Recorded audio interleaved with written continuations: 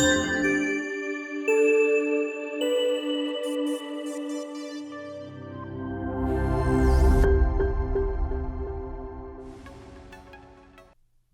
I'm Dustin Riechmann. I'm so excited to share how you can add 6 figures or even 7 figures to your online business using podcast guesting. I have an e-commerce business called Fire Creek Snacks that we grew to 7 figures. I also have a coaching business called Simple Success Coaching that we grew to multiple 6 figures in the first year using these exact same strategies. In addition to that, have had over 200 clients all about podcast guesting and business growth through this channel. So please know that what I am about to teach you works. However, the big disclaimer here, it also requires work, right? And it also requires you to think differently about some of the efforts you might have already been applying towards your podcast guesting strategies. First and foremost, I really want you to embrace the idea that the podcast audience really exists in 3 different layers. You can think of this as like a 3-layer cake, right? The base, level 1, as I call it, is broad and thin. It's not very deep. Level 2, right on top of that, is narrower and a little deeper. And then level 3 sits right on top. It's the narrowest, but it's also the deepest. And these represent different types of audiences for every podcast that you might appear on. And we have different strategies on how you can find those audiences, serve them, and sell to them. So level 1 is what almost all of us think about when we think about podcast guesting. And that's the audience, right? It's the listener. It's the people out in the ether who maybe download the show, and we don't have a lot of visibility to them. So whenever I first got on my first podcast in the summer 2020, the whole idea was to sell some snack sticks, right? Fire Creek Snacks, we sell healthy meat sticks. All I thought about was selling some meat sticks to the audience. And that's what we did. That's level 1, right? You need to get people that are listening engaged with you, raise their hand, maybe come download a free lead magnet, come get your book, give them a coupon code to buy some of your product. And that's important. And I'm not discounting level 1. Level 1 is very important. The problem is most people don't go beyond that, right? So level 1 is important. And we definitely want to make sure we have a strong call to action. We have a really compelling reason for people to raise their hand out of the ether, step into our world, get on our email list, buy our first product from us. That's important, but that's level 1. So think about level 2. Right above that, I think of these as peer-to-peer relationships that can come out of podcast guesting.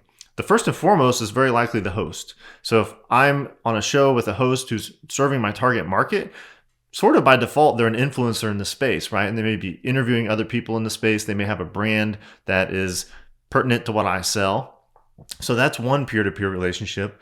Another would be in that listening audience, there very likely are people in the audience that not necessarily are customers or clients, but they could be great referral partners, great collaborators, great influencers who we do definitely want to have a relationship with, even if they aren't going to come, download our lead magnet and be in our traditional kind of level 1 sales funnel.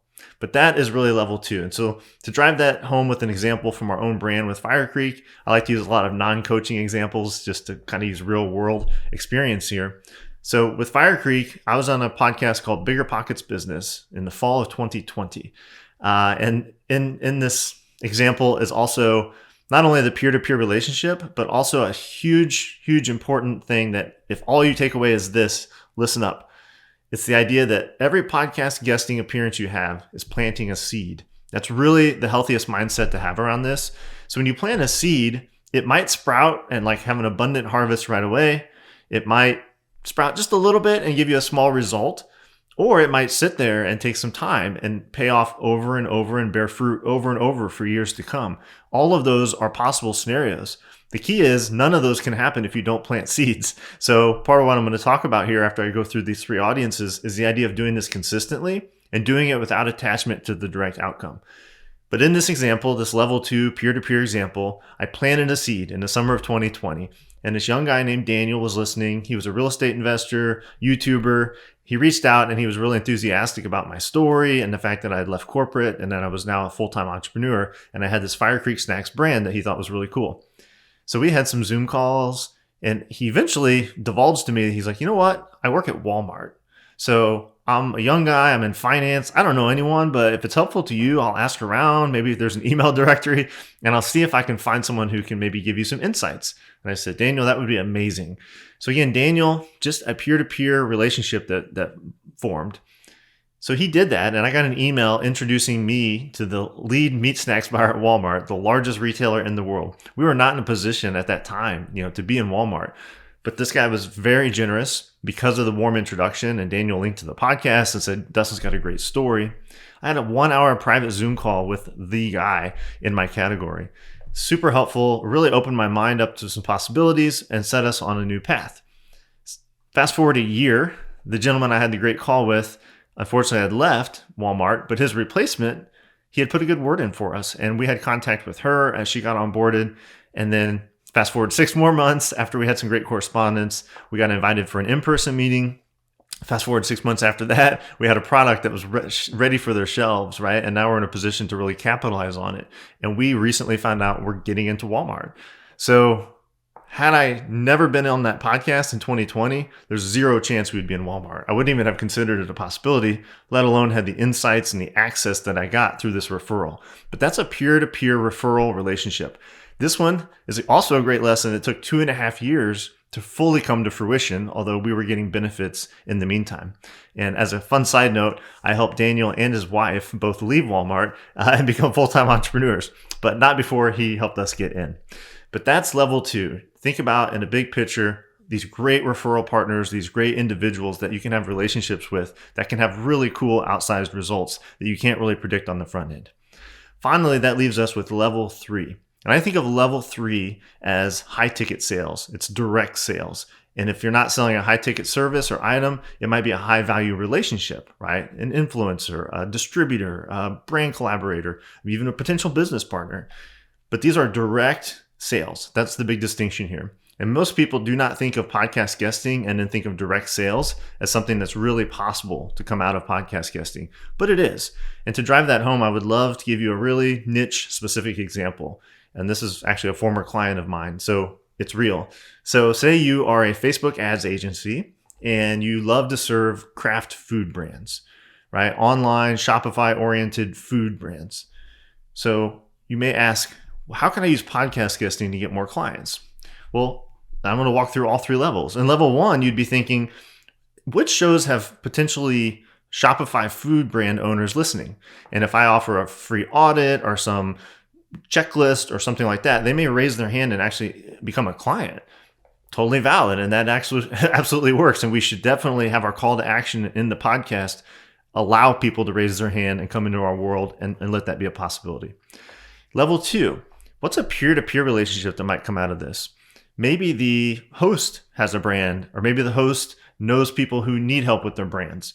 Or maybe there's someone listening who is a Google Ads expert for food brand owners. And they may reach out and say, hey, we've got these clients. We only do Google Ads. You guys do Facebook ads. We should collaborate. We should refer business to each other. That would be an excellent peer-to-peer relationship that could come out of being in the right place, being in the right ecosystem for your target market. But where it gets really fun is level 3. We have multiple strategies around this in our Podcast Profits Accelerator program, but one really key one in this example would be the guest list. So how about me as a Facebook ads expert for food companies? Why don't I go get interviewed on shows, teach, do my thing, but think about and target shows that also interview my target client. So if I get on a Shopify show, and out of the last 100 clients, maybe 10 of those were brand owners for food and beverage brands.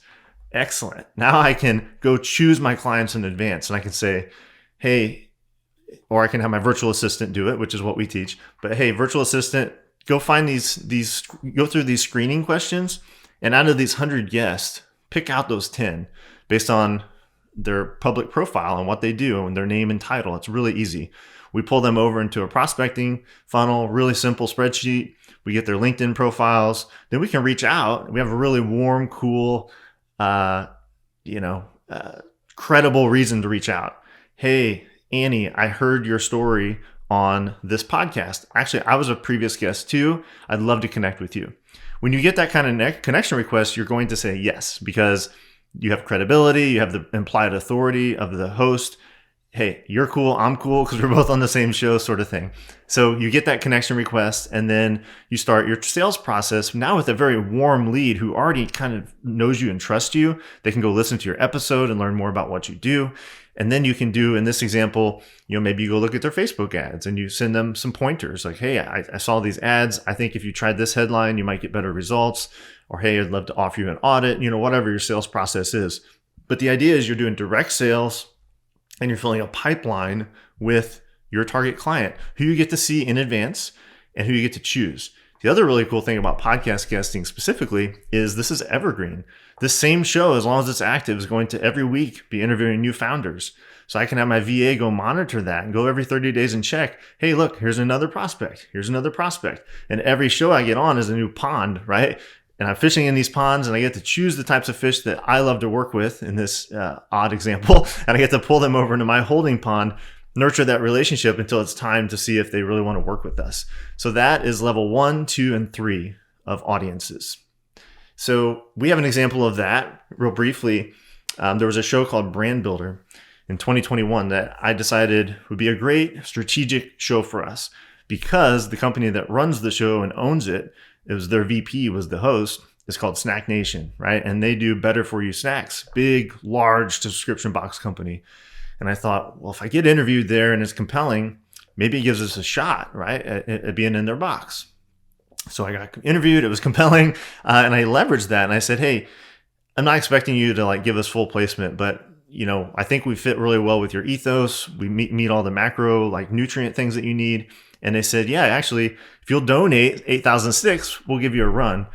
And for that, we'll get Nielsen consumer feedback. So we agreed to do that. So we didn't make any money at first. We donated 8,000 sticks, but that was 8,000 samples going out into our target market, and we got really good feedback back. Fast forward a year later, when I thought that was it, and a year later, the seed sprouted.